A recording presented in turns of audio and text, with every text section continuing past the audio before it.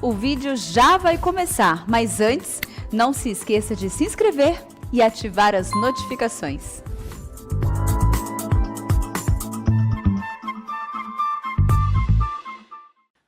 Irmãos amados, nós vamos abrir a palavra de Deus, o Evangelho de Jesus Cristo, conforme o relato de Lucas, capítulo 5, versos 12 a 16.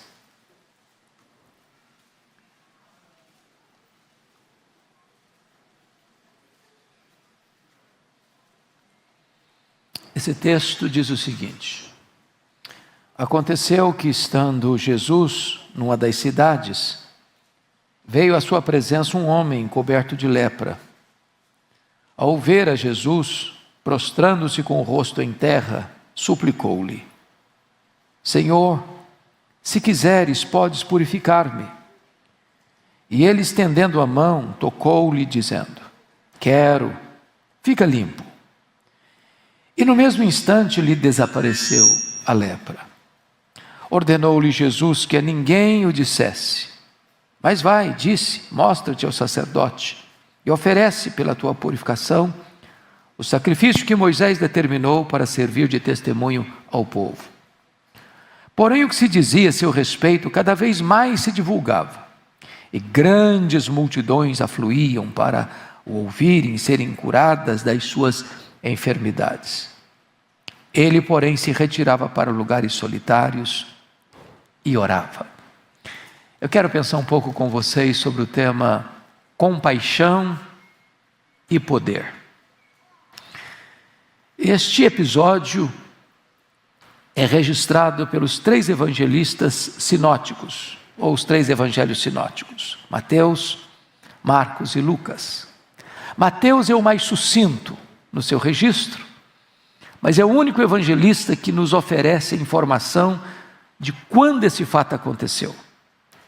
Mateus diz que esse episódio ocorreu imediatamente depois que Jesus desce do Monte das Bem-aventuranças, onde pregou o chamado Sermão do Monte.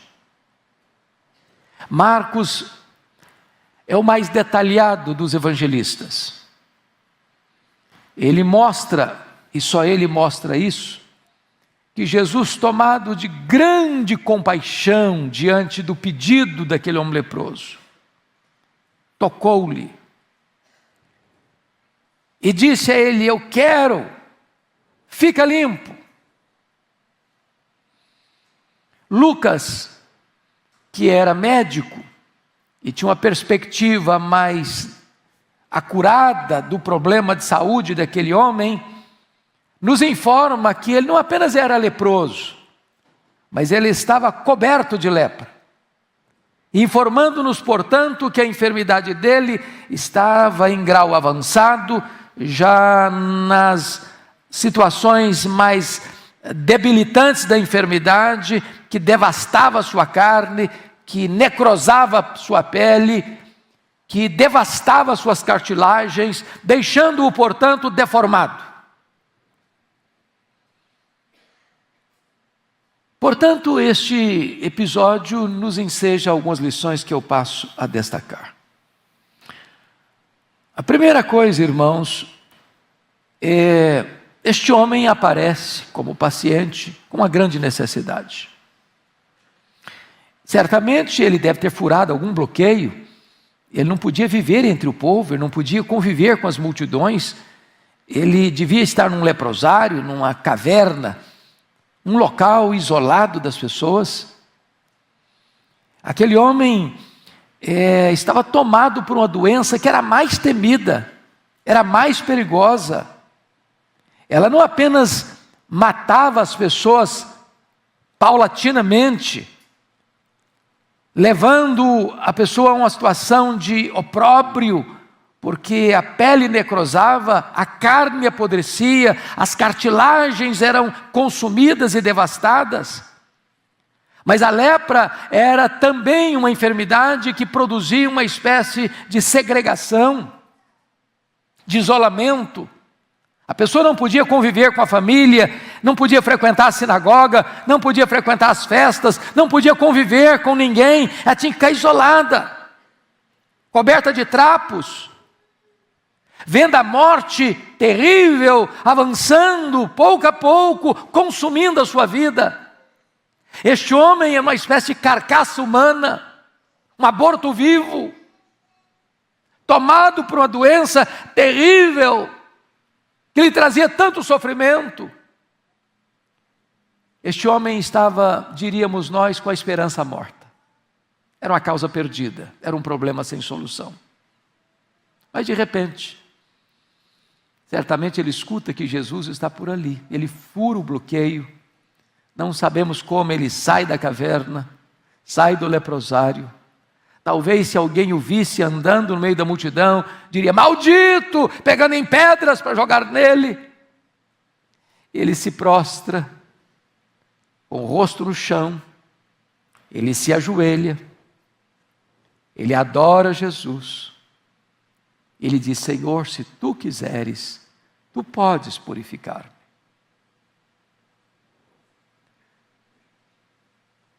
Você que veio aqui nesta manhã certamente não tem uma enfermidade tão grave quanto esta, bendito seja Deus.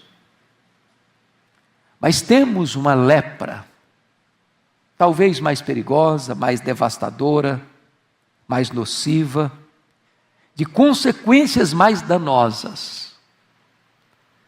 Uma doença que se chama pecado. A lepra é um símbolo do pecado.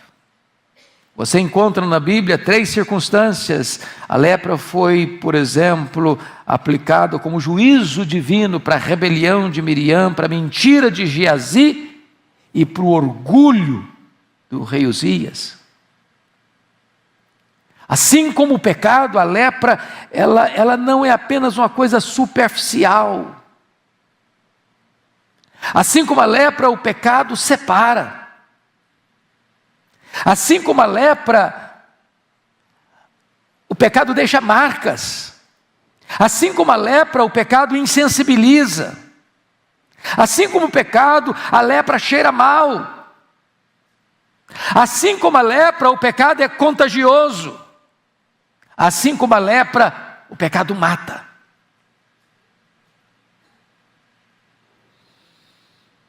E aquele homem então,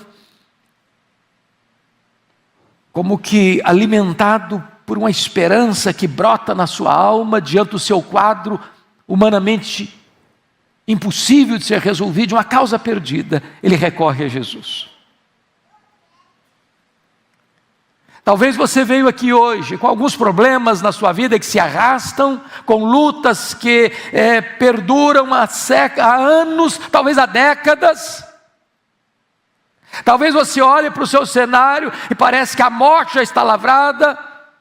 Você não consegue sair dessa situação, desse cipoal, dessas algemas invisíveis. Mas hoje Jesus está aqui. E Ele é poderoso para curar, Ele é poderoso para perdoar, Ele é poderoso para purificar, Ele é poderoso para salvar, Ele é poderoso para fazer um milagre na sua vida. Ele tem compaixão e Ele tem poder. Às vezes nós caminhamos e vemos pessoas aflitas e nós sentimos compaixão, mas não temos poder. Outros às vezes têm até poder, mas não têm compaixão. E compaixão sem poder é fraqueza, e poder sem compaixão é opressão. Mas Jesus tem compaixão e Jesus tem poder.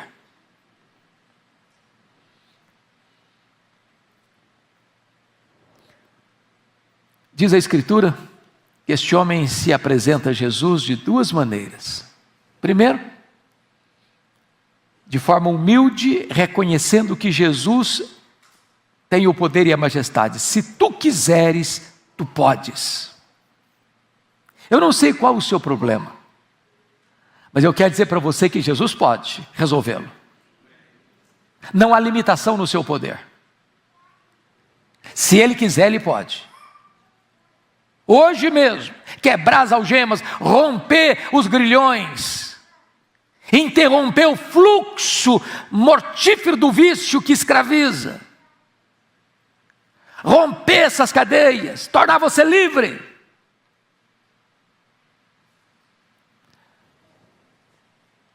Mas esse homem tem uma segunda atitude. Não só reconhece o poder de Jesus, ele se submete à autoridade e à vontade soberana de Jesus. Se tu quiseres. Ele não chega exigindo, ele não chega determinando, ele não chega fazendo qualquer reivindicação de direitos.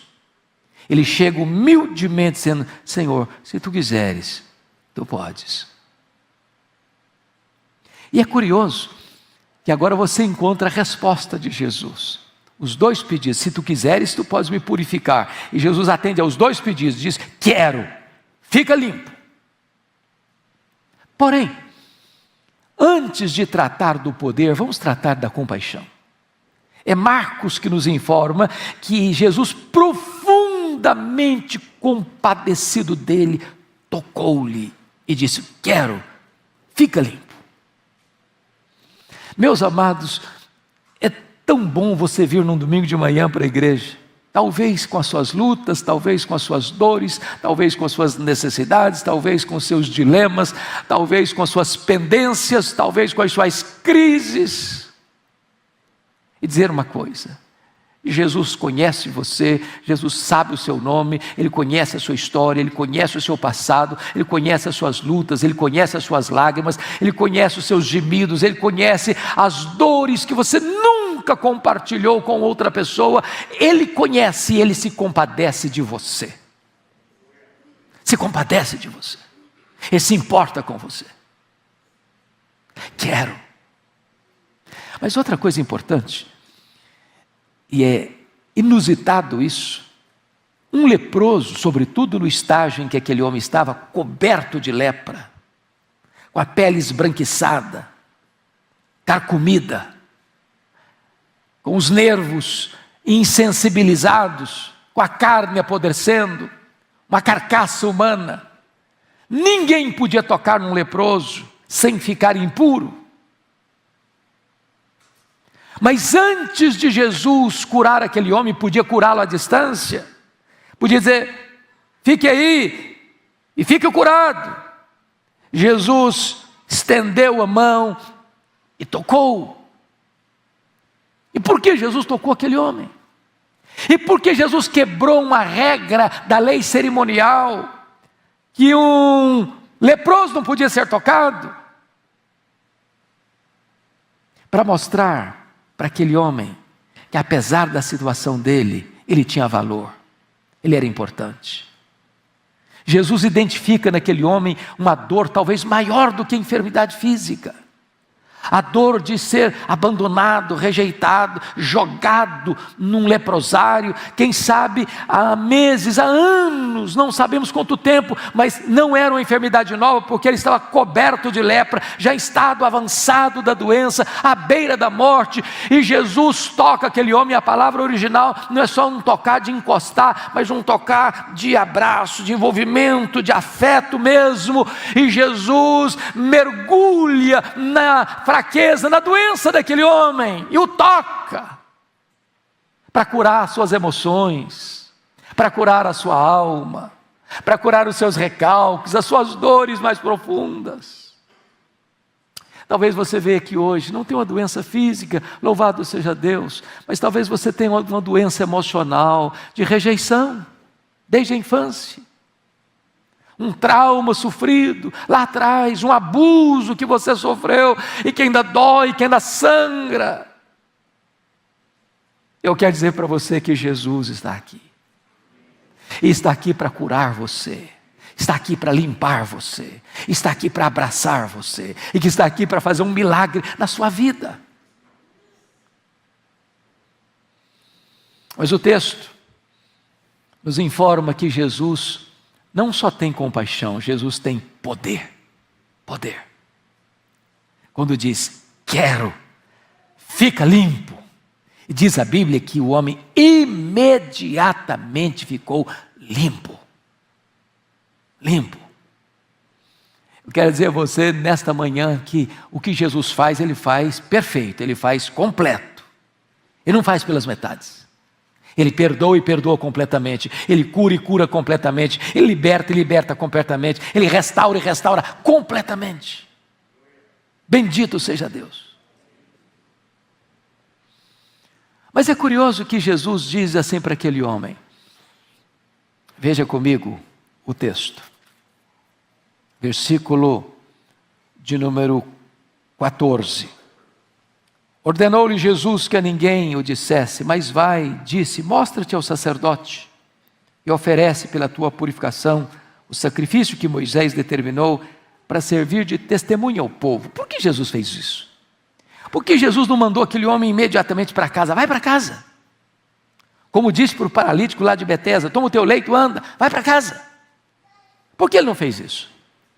Por que Jesus manda este homem curado primeiramente ao sacerdote? Jesus está protegendo esse homem. Se esse homem voltasse imediatamente para casa, talvez nem sua família o receberia. Talvez ele seria apedrejado no caminho. As pessoas sabiam que ele era leproso. Segundo, a autoridade sanitária que cuidava da saúde pública na época era o sacerdote. O sacerdote tinha que estudar medicina. Ele tinha que ter a capacidade, a habilidade de diagnosticar doenças. Haviam muitas doenças de pele, algumas delas curáveis, outras não. O sacerdote era um homem muito informado nas muitas áreas da ciência da sua época. Ele tinha que cuidar de muitas outras áreas. Ele era escolhido aos 25 anos, mas ele só assumiu o sacerdote aos 30 anos. Ele era alguém informado e era ele que tinha a autoridade e a competência da saúde pública para diagnosticar não só a doença, mas para identificar a cura e dizer, não, você está curado, você pode voltar para casa, você pode voltar para a sinagoga, você pode frequentar as festas, você pode fazer o convívio social, você está liberado, eu lhe dou um alvará de que você de fato está curado.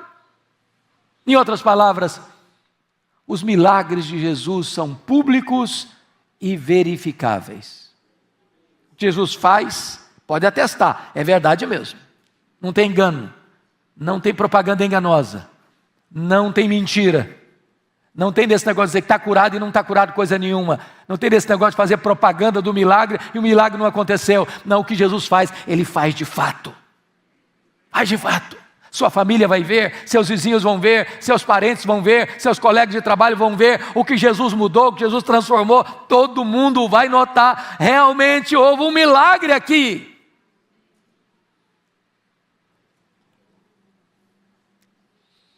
Mas notem comigo, por favor, o versículo 15.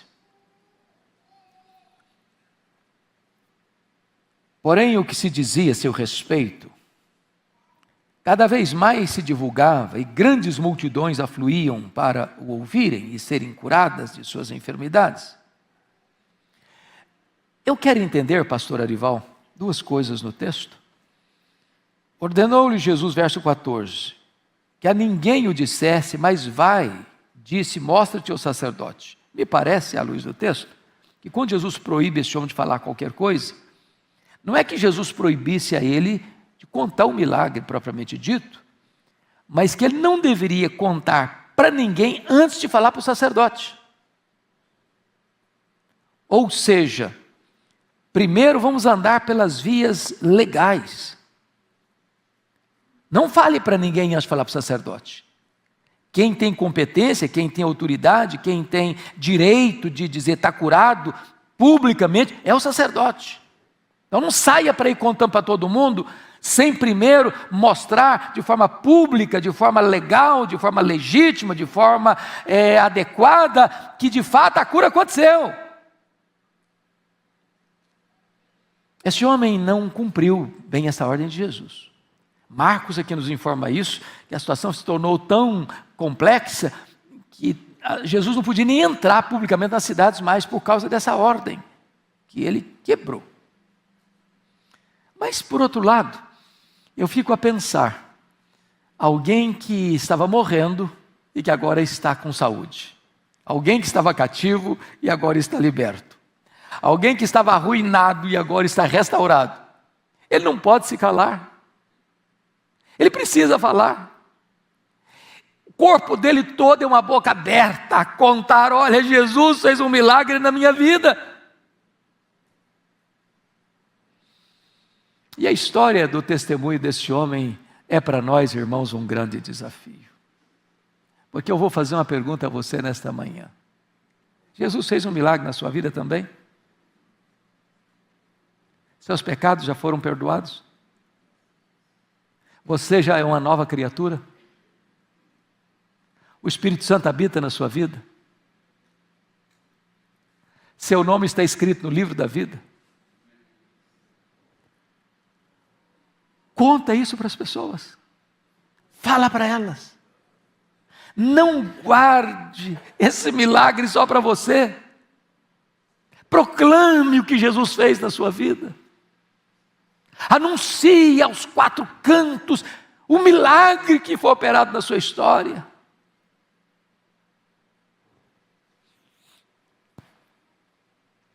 Me permita concluir com o versículo 16, porque há algo para nós aqui também quase incompreensível.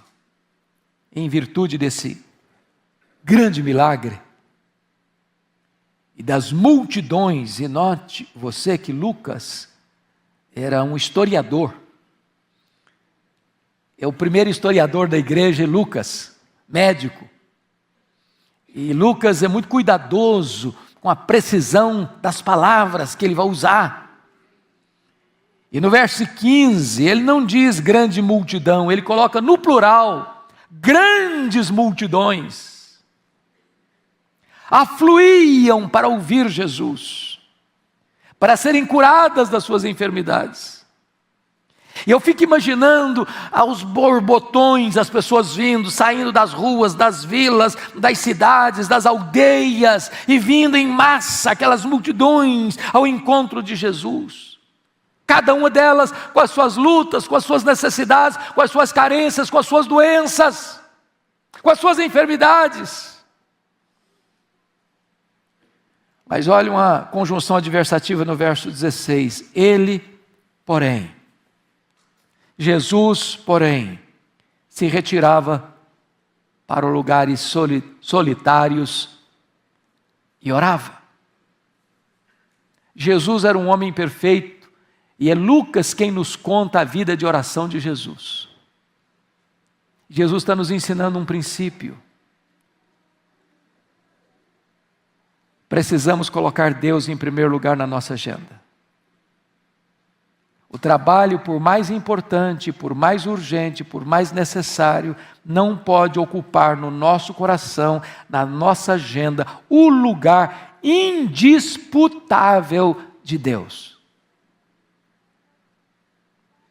Nós não podemos nos capitular ao ativismo, por mais necessário que ele seja, porque a presença de Deus, a comunhão com Deus, a intimidade com Deus, a vida de oração é a ferramenta, é a usina de poder que nos dará condições de prosseguir atendendo às demandas das multidões. E por isso diz a Bíblia que Jesus se retira para estar a sós com o Pai, para buscar o Pai, para orar ao Pai, para falar com o Pai, para receber poder do Pai, para dar continuidade ao seu ministério. E tanto é fato que no verso 17, o verso seguinte está escrito: ora, aconteceu que num daqueles dias estava Jesus ensinando, e achavam-se ali assentados fariseus e mestres da lei, vindos de todas as aldeias da Galiléia, da Judéia e de Samaria e de Jerusalém, e o poder do Senhor estava com ele para curar. Agora esta é uma palavra para a igreja, para você, para mim. As multidões estão aí fora, com as suas necessidades, com as suas dores, com as suas enfermidades, com as suas lutas, com as suas urgências. E você e eu, a igreja, precisa se recolher tantas vezes para buscar a Deus, para orar ao Senhor, para buscar revestimento de poder. Porque nós não podemos atender às necessidades dessas grandes multidões com a nossa própria força, com o nosso próprio conhecimento, com os nossos próprios recursos. Nós precisamos do poder de Deus. Só Ele pode nos capacitar. Que Deus nos ajude a sermos revestidos com esse poder, porque há multidões aí fora precisando urgentemente de ajuda e de socorro. Que nós possamos seguir aquele que tem compaixão e tem poder. São Paulo precisa de Jesus. E esta igreja precisa oferecer a esta cidade o que ela precisa: o evangelho da graça salvadora de Jesus. Que o Senhor nos abençoe. Amém.